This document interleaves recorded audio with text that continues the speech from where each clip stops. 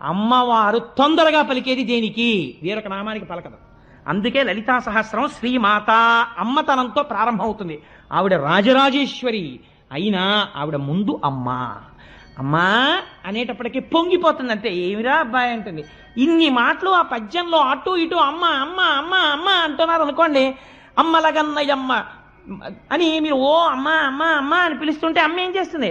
బా పిల్లాడు అస్తమానం అమ్మ అమ్మ అమ్మ అని తినేస్తున్నాడు అనుకోండి, ఎవరో పెద్దవాళ్ళతో మాడుతుంటే ఏమిట్రా అంటుంది. ఇంత విసుక్కుంటూ చూసిన అమ్మ అమ్మ ఆకలేస్తోందమ్మా అన్నం పెట్టమ్మా అంటాడు. ఉండి వస్తున్నాను, ఒక్క 5 నిమిషాల్లో వచ్చేస్తానండి అని గబగబా కాస్త ఉసిరికాయ పచ్చడి అన్నం నెయ్యేసి కలిపేసి తింటుండి మళ్ళీ వస్తానంటుంది. ఎందుకని? అలా 4 మాటలు అమ్మ అమ్మ అమ్మ అని పిలిచేటప్పటికి విసుక్కోవడం చేత కానటువంటి దయాస్వరూపము అమ్మ.